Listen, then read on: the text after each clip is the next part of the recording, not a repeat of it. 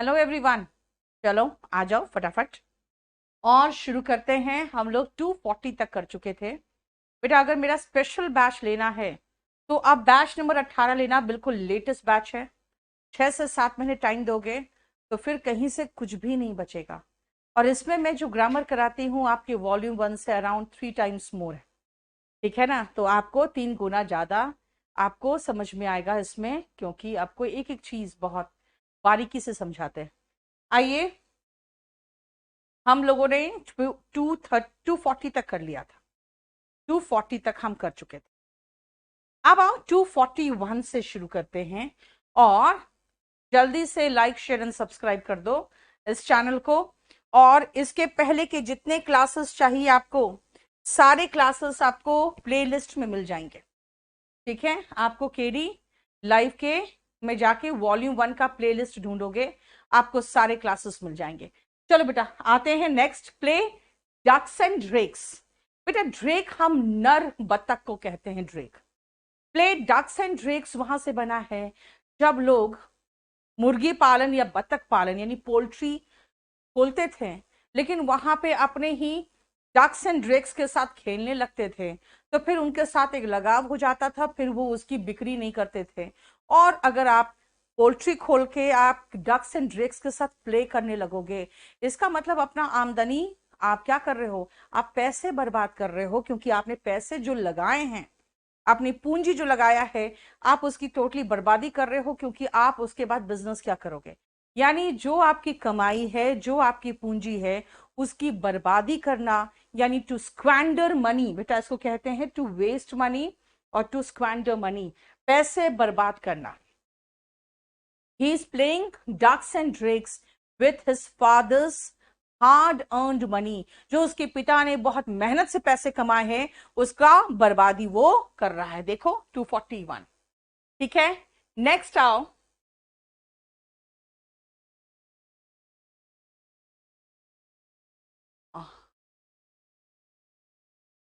242, to play second fiddle. क्या है second fiddle? बेटा दोयम दर्जा। दोयम दर्जा का मतलब होता है भाई एकदम सबसे टॉप मोस्ट पोजीशन नहीं, सब ऑर्डिनेट पोजीशन, यानी कि सेकेंड पोजीशन।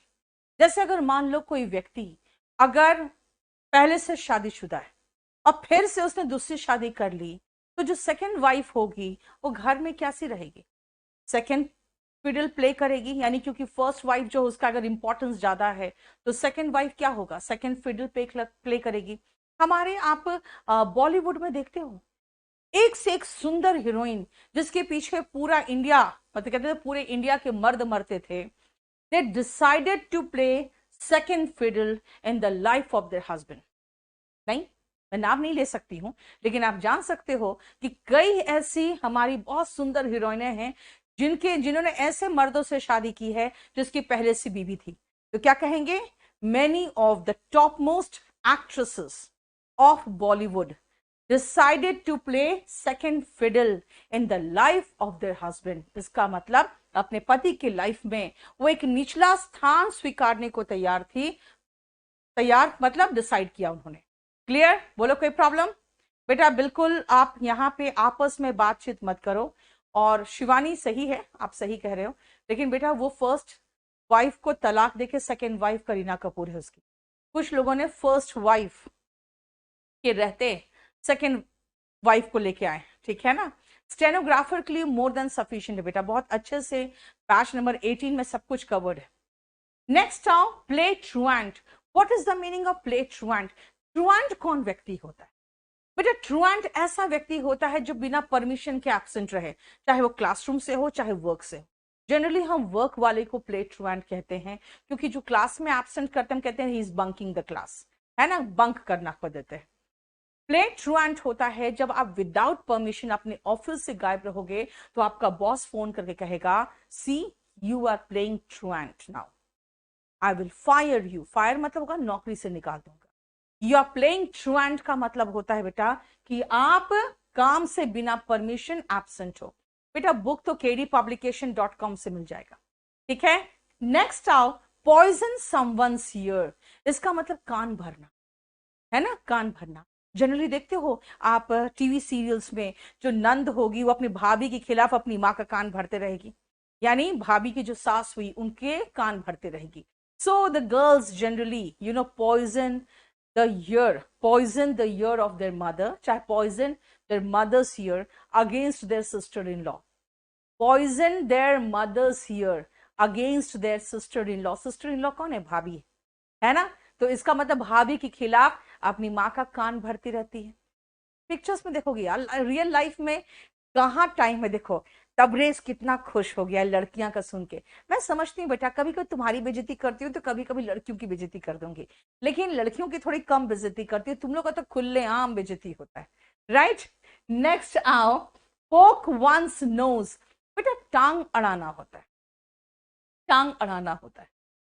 कई बार ऐसा देखा है मैंने क्लास में, जब मैं लड़कियों से बात कर रही होती हूँ, समझा रही होती हूँ लड़कियों से, तो लड़के बीच में कुछ ना कुछ बोलते रहेंगे. क्यों? बिकॉज उनकी आदत होती है अपनी टांग घुसेड़ने की दूसरों के मामले में. So they keep on poking their nose whenever I try to talk to the girls, whenever I try to advise the girls कि बेटा इन लड़कों से सावधान रहना, ये सब बहुत दुष्ट होते हैं, सारे मर्द एक जैसे होते हैं. तो वो क्या करेंगे, बीच बीच में कुछ ना कुछ टपकते रहेंगे और बोलते रहेंगे खिलाफ. Because they try to poke their nose whenever I try to speak to the girls. Like share and subscribe कर दो. लाइक एकदम केडी लाइव वाले गुस्से में बोल रहा है. केडी लाइव का गुस्सा बिल्कुल जायज है, क्योंकि उन्होंने सोचा था कि इसको हम लोग बिल्कुल सेल करेंगे, अच्छे से सेल करेंगे QR कोड में, और आपको फ्री पढ़ा दे रही हूं मैं, इसलिए जल्दी से लाइक शेयर एंड सब्सक्राइब कर लो. नेक्स्ट आओ, पोर ऑयल ऑन ट्रबल्ड वाटर. बेटा ट्रबल्ड वाटर का मतलब होता है जिस पानी पे तूफान आया हुआ है, एकदम उथल पुथल रहा है, उस पर ऑयल पोर करना. बेटा ऑयल क्या करता है, पतला सा थिन लेयर ऊपर बना देता है. ठीक है, पतला सा थिन लेयर बना देता है, यानी कि जो उफान हो रहा है अंदर, जो उफान सा उठ रहा है, अगर आप थोड़े दो अच्छे शब्द बोल दोगे किसी को, कि कई बार ऐसा होता है, मैं आपके पेरेंट्स की को ही संबोधित कर रही हूं, कि जब आपके बच्चों का सिलेक्शन बाय चांस रुक गया, या फिर डिले हो रहा है रिजल्ट, या किसी तरह का कोई समस्या है उनके लाइफ में, तो आप उनको और ज्यादा परेशान मत करो, because that will act like fuel in the fire, है ना. इफ फ्यूल की बात करोगे तो आग में घी का काम करेगा, अगर और कुछ बात ऐसी बोलोगे जिससे और उसका गुस्सा भड़के, है ना. Your words will be fuel to the fire. इसका मतलब होता है कि वो आग में घी का काम करेगा. At that time you should pour oil on troubled waters. क्या करना चाहिए उनको, they should pour oil on troubled waters का मतलब होता है कि कुछ शांति भरे दो चार शब्द कहना, ताकि वो शांत हो जाए, उसका गुस्सा शांत हो जाए.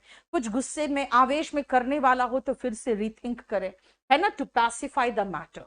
क्लियर. अभी 2-3 दिन पहले ही एक स्टूडेंट ने मुझे मैसेज किया कि मैम मेरा आखिरी प्रणाम स्वीकार करिए. अब ये मैसेज देख के तो थोड़ा सा मुझे घबराहट सी हो गई.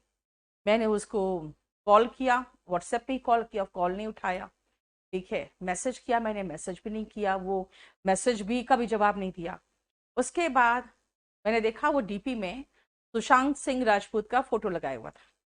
तो देखो मुझे वो पसंद है, लेकिन क्योंकि उसने जो आखिरी काम किया है, और अभी तक जो पता चल रहा है कि वो काम उसने खुद किया है जो सीबीआई वगैरह कह रहे हैं, यानी आत्महत्या किया उन्होंने, उनका वो कहना.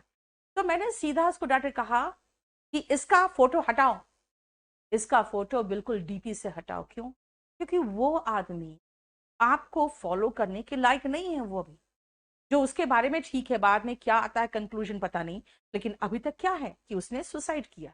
सो I tried to pacify him, I tried to pour oil on troubled waters by saying that अभी ये प्रणाम स्वीकार नहीं है, मुझे तुम प्रणाम और प्लस मिठाई लेके आओगे जब सिलेक्शन होगा तो.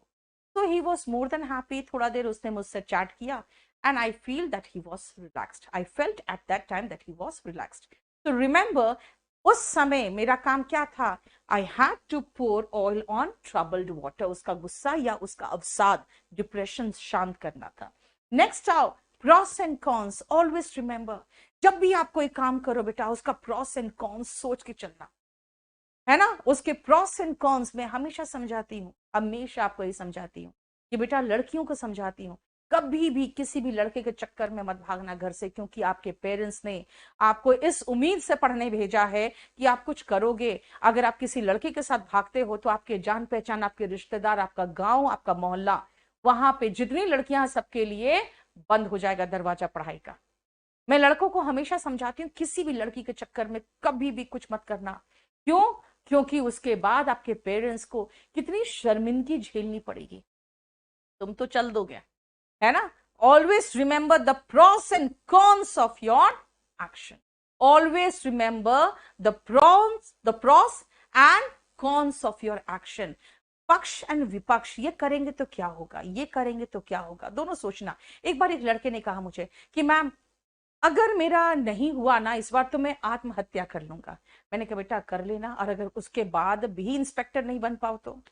उसका ये कहना था कि मैम आत्महत्या कर लूंगा अगर मैं इस बार मेरा नहीं हुआ तो। मैंने कहा ठीक है आत्महत्या कर लेना, अगर उसके बाद भी इंस्पेक्टर नहीं बन पाओ तो कहता मैम उसके बाद क्या जरूरी है, उसके बाद तो मैं मर जाऊंगा, उसके बाद क्या जरूरी है। मैंने कहा तो उसके पहले क्या जरूरी है। बेटा आप अगर पानी यहाँ उड़ेलोगे ना तो कोई ना कोई रास्ता निकाल के वो बह जाएगा। उसी तरह से जब जीवन आया है, जीवन मिला है, वो कोई ना कोई अपना रास्ता जरूर चुन लेगा। इसीलिए आपको टेंशन लेने की ज्यादा जरूरत नहीं है। आजा नेक्स्ट देखो बेटा, ये मेरा स्पोकन का एक बैच आया, बहुत बढ़िया बैच है, और मैं जब स्पोकन करवाती हूँ बहुत बेसिक से करवाती हूँ। कल 3:30 का क्लास देख लेना आप। पुल वंस लेग। पुल वंस लेग का मतलब क्या है? या चिढ़ाना, किसी को तंग करना, थोड़ा सा उसको उसको छेड़ना, है ना। जैसे देखते हो घर में आप हमेशा अपने सिस्टर का क्या करते हो, उसको छेड़ते रहते हो, उसको तंग करते रहते हो, तो वो क्या कहेगी? Stop pulling my legs. Stop pulling my legs. क्यों? क्योंकि वो आपको कहेगी कि मुझे छेड़ना बंद करो, मुझे तंग करना बंद करो। वो क्या कहेगी? Stop pulling my legs. देखो, pull the wool over someone's ear, someone's eyes. सुनो ध्यान से, अगर वुल का फाहा मतलब अगर मैं ऊन का फाहा आपके आंख पे रख दूं, आपको दिखाई देगा? कई बार ऐसा होता है बाल बच्चे माँ बाप को धोखा देते, है ना, कर्मचारी अपने बॉस को धोखा देते। आप किसी को धोखा दे रहे हो और उसके बाद कोशिश कर रहे हो उसको पता ना चले, और अगर उसको पता चल गया तो क्या कहेगा? You have time and again tried to pull the wool over my eyes. वो आपके फादर कहेंगे तुमने बार बार मुझे धोखा देने की, हमेशा मेरे आंखों पे पर्दा डालना, बेटा वही हिंदी में है, आंखों पे पर्दा डालने की कोशिश की। यानी you tried to pull the wool over my eyes. I can not trust you, मैं तुम्हारा विश्वास नहीं कर सकता। ठीक है, क्लियर? नेक्स्ट आओ बेटा, आप वॉल्यूम 1 और क्लास नोट्स तो जरूर ले लो। अभी वोकैबुलरी का बुक आएगा तो उसको ले लेना, क्योंकि वोकैबुलरी के बुक में प्रीवियस क्वेश्चन पेपर इंक्लूडेड होंगे। ठीक है, नेक्स्ट सुनो, put a spoke in one's wheel. What is wheel? चक्का, है ना, पहिया। पहिया में किसी का एक ऐसा ही स्पोक, स्पोक मतलब होता है बेटा कोई भी चीज, नुकीला चीज, ऐसे लंबा सा। अगर पहिया घूम रहा है और मैंने ऐसे कर दिया उसमें, तो पहिया रुक नहीं जाएगा, क्योंकि पहिया के आपको पता है ना बीच में तार होते हैं, दो पहिया के बीच के तार में घुस गया तो फिर वो रोटेट नहीं कर पाएगा। इसका मतलब क्या हुआ? बंद हो गया चलना। To put a spoke in one's wheels का मतलब ही हो गया किसी के काम में बाधा डालना, बाधा उत्पन्न करना। To obstruct, to obstruct. कई बार ऐसे होता है कि यहाँ पे जो दिल्ली सरकार है उसका कहना है कि मैं कुछ भी करना चाहता हूं, जो सेंट्रल गवर्नमेंट है, it puts a spoke in my wheel. यानी हमने कहा कि हम राशन घर तक डिलीवर करेंगे, सेंट्रल गवर्नमेंट ने अड़ंगा लगा दिया। हम कुछ भी करना चाहते हैं, सरकार हमारे काम में बाधा उत्पन्न करती है, तो कैसे कहेगा? कहेगा the central government always tries to put a spoke in our wheel. यानी हमारे सरकार के व्हील में हमेशा स्पोक डाल देती है। ठीक है, क्लियर? बोलो। आ, उसमें रिकॉर्डेड क्लास बेटा दीपक पूरा कंप्लीट रहता है, पूरा 1 साल तक तो आपका उसमें कंप्लीट रहेगा रिकॉर्डेड क्लास। ठीक है, वो आप चाहो जितनी बार देख लो, जो आप लाइव बैच की बात कर रहे हो। लाइव बैच जब होगा उस समय लाइव चलेगा, बाकी उसका रिकॉर्डेड फॉर्म रहेगा। नेक्स्ट आओ, पुट इन कोल्ड स्टोरेज। बेटा कोल्ड स्टोरेज में क्या रखते हो? जो चीज लंबा चलाना रहता है, यानी मान लो अभी मुझे नहीं खाना है ये सब्जी, है ना, अभी ये सब्जी को बचा के रखना, अभी बेचना नहीं है, तो दुकानदार क्या करता है, उसको कोल्ड स्टोरेज में रखता है ना। वैसे ही कोई काम को अगर डिले करता है तो वो कोल्ड स्टोरेज में रखा जाता है। जैसे अगेन सेम चीज मैं कहूंगी कि दिल्ली सरकार कहेगी क्या कि जब भी हम कुछ करते हैं, जब भी हम कोई एक ऐसा निर्णय लेना चाहते हैं, the government, the central government puts a spoke in our wheel and put all our जितने भी तरह के हम लोग स्कीम लेके आते हैं उनको कोल्ड स्टोरेज में रखते and put our scheme in cold storage. जैसे वो कहेगी कि भाई हम मुफ्त राशन, मतलब सॉरी राशन हम घर घर तक पहुंचाना चाहते हैं, free of cost home delivery, ताकि उनको लाइन लगा के खड़ा ना होना पड़े। हमारे स्कीम को क्या किया, कोर्ट में ले गए और कोल्ड स्टोरेज में डाल दिया, यानी सारा काम हमारा डिले कर देता है। इसलिए क्या कहेगा, the government puts our schemes in cold storage, काम को लंबित कर देना, to keep a work pending. समझ में आया? देखो बता कोई प्रॉब्लम? बेटा बात क्या है, मैं वोकैबुलरी कराती हूँ तो कहते हो ग्रामर कराओ, मैं ग्रामर कराती हूँ तो कहते हो पैसेज कराओ। या तो अभी जो आप कर रहे हो कर लो, नहीं तो फिर मैं इसको छोड़ दूंगी, कुछ और करने लगूंगी। इंग्लिश वीओडी फी बेटा अराउंड आधा फी हो जाता है, 1700 या समथिंग है। और फुल कोर्स जो है वो है 3500, उसमें पूरा कंप्लीट आपको कराएंगे। लेकिन आप लोग इस तरह से अगर डिस्टर्ब करोगे कि नहीं मैम अभी आप ये नहीं ये कराओ, पहले आप पैसेज करा दो, पहले आप सेंटेंस अरेंजमेंट करा दो, एक बात बताओ मैं क्या क्या करा दूं?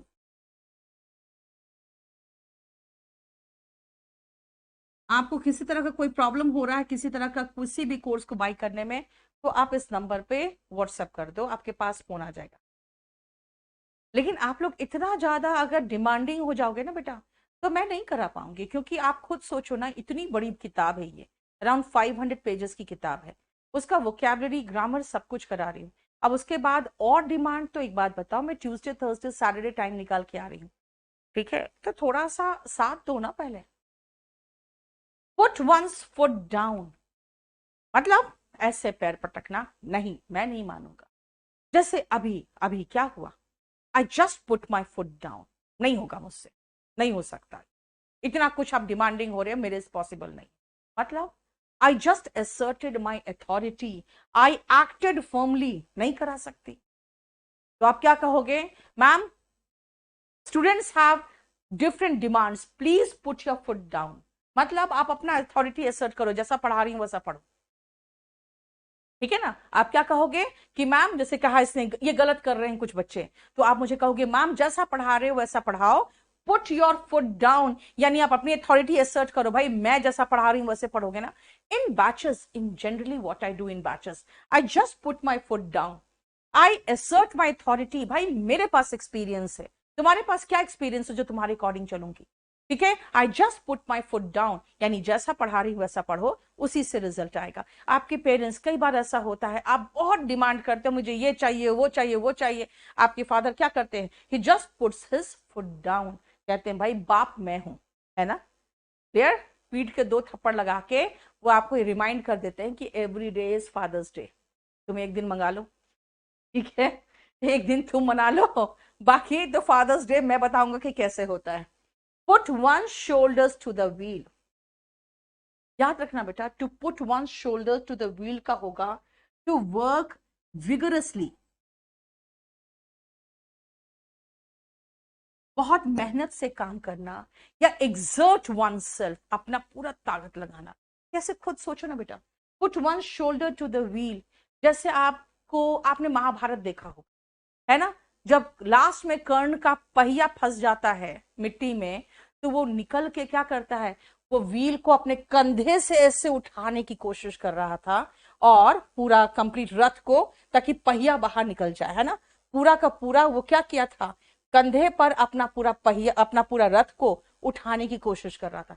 आप देख सकते थे वो कितना मेहनत कर रहा था, आप समझते हो अपने फादर का सिचुएशन, समझते हो, है ना? आप इतने डिमांडिंग होते हो, sometimes your demands are illogical.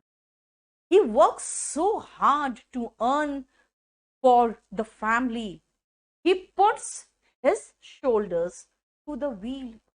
पूरा का पूरा घर का दारोमदार उन्हीं के तो कंधे पर है, यानी वो पूरा हेविली विगरसली काम करते हैं ताकि घर चला सके, and you sometimes disrespect him. तो मैंने क्या कहा, टू वर्क विगरसली, कई बार जैसे मेहनत कश करने के लिए, लेबर यानी कि जो फिजिकल काम होता है इसके लिए भी ये वर्ड यूज हो, है ना? बहुत अधिक मेहनत करना, पास करना है, इतना आसान है पास करना। You will have to put your shoulders to the wheel. समझ में आया? देखो,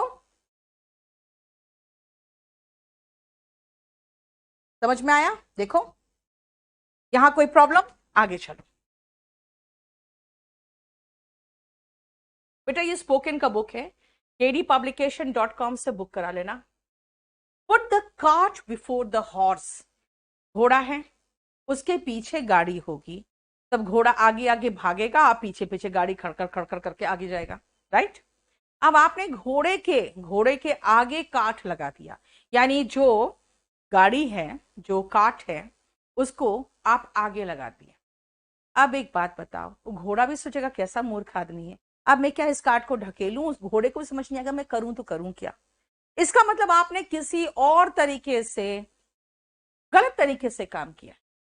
कई बार मैं कहती हूं यार, सबसे पहले तो आपको लिखना बोलना आना चाहिए, और उसके बाद आपको उन में जो ग्रामेटिकल मिस्टेक्स होता है वो निकालना आना चाहिए।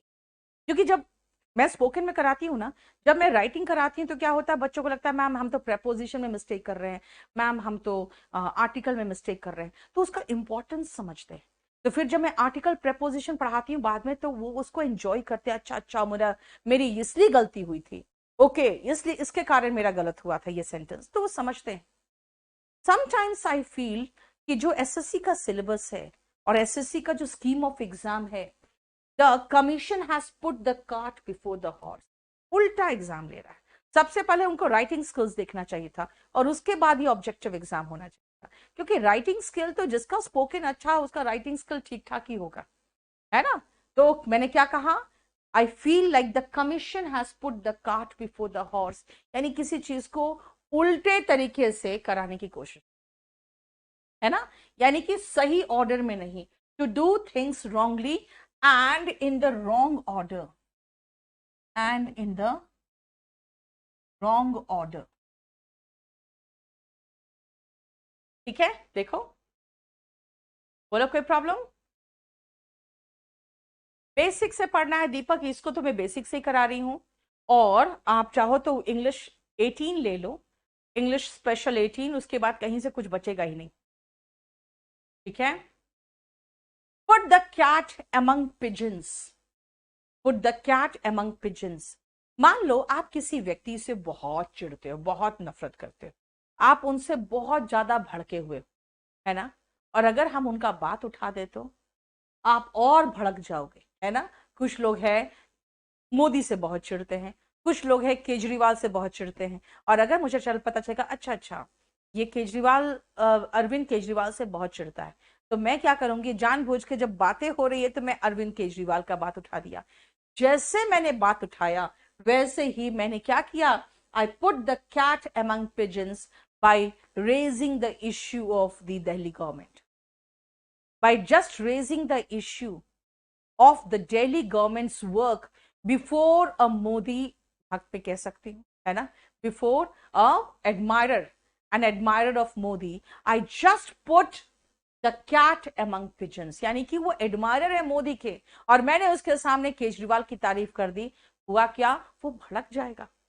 To put the cat among pigeons का मतलब है, देखते हो जब भी एक बिल्ली को सामने ला दो, पिजन्स के, पिजन का मतलब होता है कबूतर, वो सारे गुस्से में क्या नहीं, वो फड़फड़ा के भाग जाते हैं। तो उसका जो रवैया होता है वैसे ही तो होता है ना?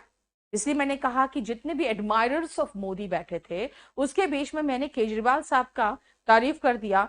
It was just like putting the pigeon among, putting the cat among pigeons. समझ में आया? Clear? quarrel with one's bread and butter. आप क्या कर रहे हो? आप अपने सीनियर से ही पंगा ले रहे हो.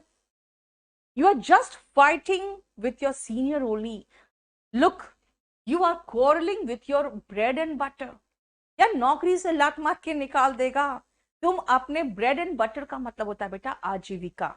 तुम अपनी आजीविका से ही लड़ रहे हो, है ना. आप सीनियर से पंगा ले रहे हो. भाई आप सीनियर से पंगा ले रहे हो, don't fight with your seniors. You are just quarreling with your own bread and butter. समझ में आया? बोलो. यूट्यूब में प्ले लिस्ट बेटा अलग है और पेड कोर्स अलग है. ठीक है. पेड कोर्स बेटा सिस्टमैटिक तरीके से चलता है.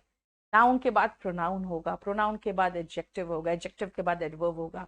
देखो आप, परसों मैंने नहीं परसों संडे को रात में मैंने प्रेपोजिशन का फर्स्ट क्लास, जो बैच का क्लास था उसी का फर्स्ट क्लास प्रेपोजिशन का लाइव किया था. जरा संडे का 10 बजे का प्रेपोजिशन पढ़ के देखो. ठीक है. और अपना वॉल्यूम 1 का प्रेपोजिशन देखना, आपको डिफरेंस पता चलेगा. चलो. क्वेयर फिश, ये क्या होता है? अजीब आदमी है ना. बैठे बैठे हंसता रहता है, कभी बैठे बैठे रोने लगता है. I feel that he is a queer fish. Strange person है, उसका कुछ समझ में नहीं आता है. गर्मी के समय में वो स्वेटर पहना रहता है. He is a strange person, he is a queer fish. बेटा फिश से रिलेटेड बहुत सारे इडियम्स है, जिसमें एक है क्वेयर फिश, एक है कोल्ड फिश, एक है फिश आउट ऑफ वाटर. ठीक है ना. Have another fish to fry. बहुत सारे फिश से रिलेटेड इडियम है. तो यहाँ पे एक है queer fish. Rain cats and dogs, याद रखना बेटा, रेन के बाद लाइक कैट्स एंड डॉग्स ये सब मत लिख देना. ठीक है. क्लियर बेटा. टेंस का आज मैंने चौथा क्लास लिया है, शाम को 5:30 बजे. 5:30 बजे ऑल्टरनेट डे होता है, वो ट्यूसडे थर्सडे संडे होता है. तो आज मैंने 5:30 बजे टेंस का चौथा क्लास लिया. पढ़ के तो देखो, वो भी टेंस आपको अलग दिखेगा जो आपके वॉल्यूम 1 में. ठीक है. सुनो ध्यान से.